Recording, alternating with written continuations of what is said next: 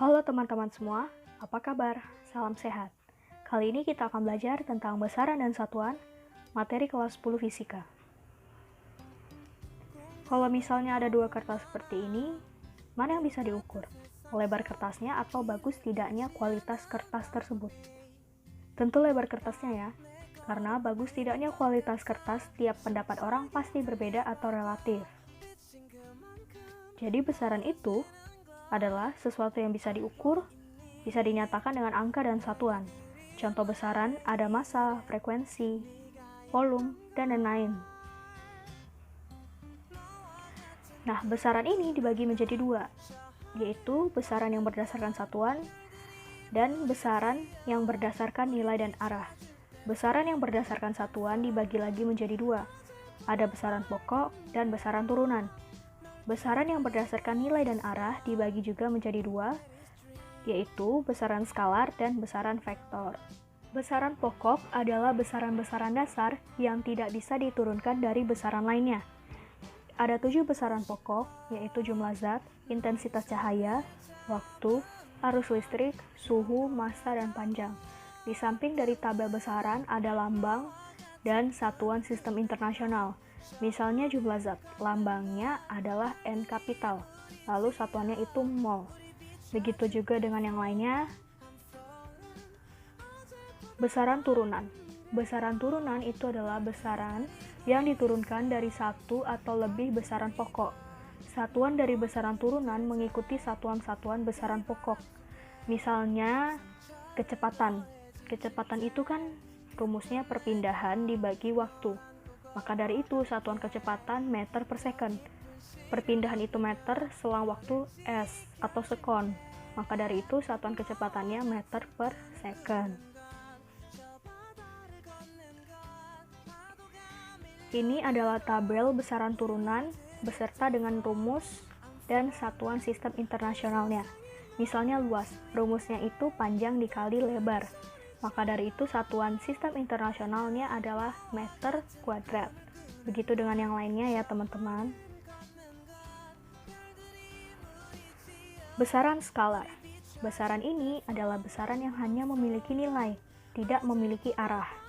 Contohnya ada massa, panjang, waktu, volume, kelajuan, massa jenis, dan lain-lain. Kita ambil contoh massa.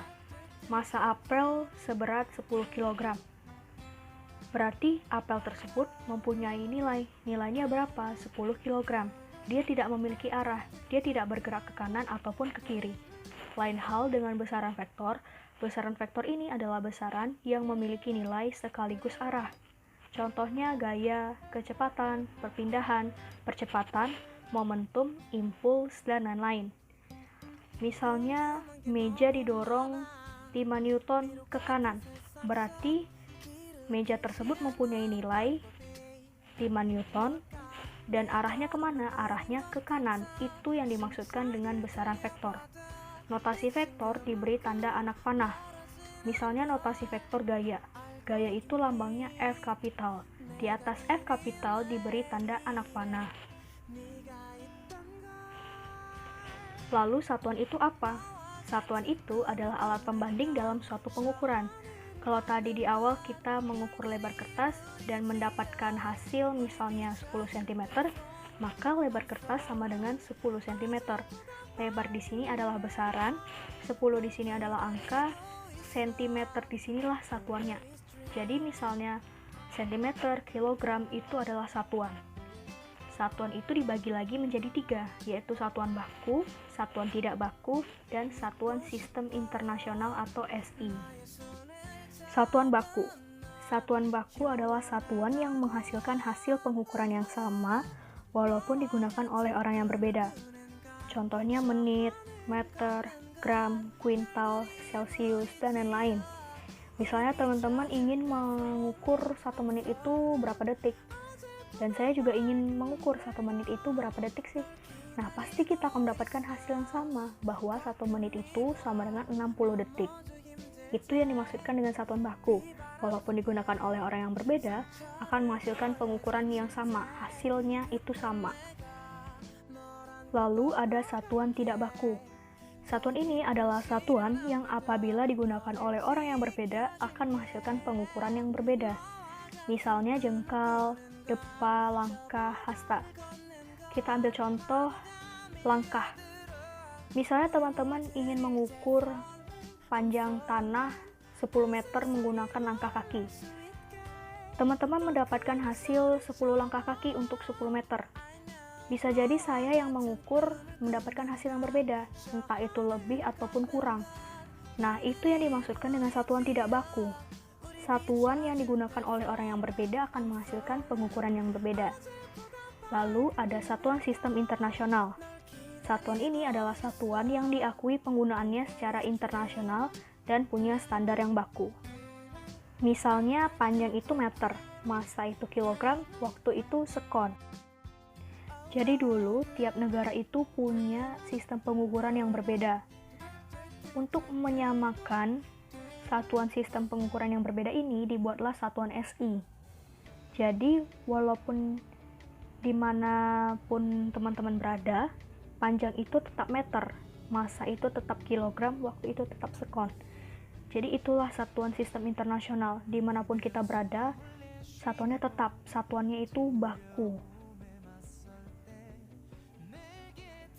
Lalu, ada dimensi. Dimensi ini bukan dimensi ruang dan waktu ya teman-teman. Dimensi ini dalam fisika adalah besaran yang menunjukkan cara besaran tersebut tersusun dari besaran-besaran pokoknya. Dimensi itu tidak dipengaruhi oleh besarnya pengukuran. Misalnya jarak. Jarak 1 meter dengan jarak 1 kilometer itu apakah dimensinya berbeda? Tidak. Dimensinya tetap sama, yaitu dimensi panjang.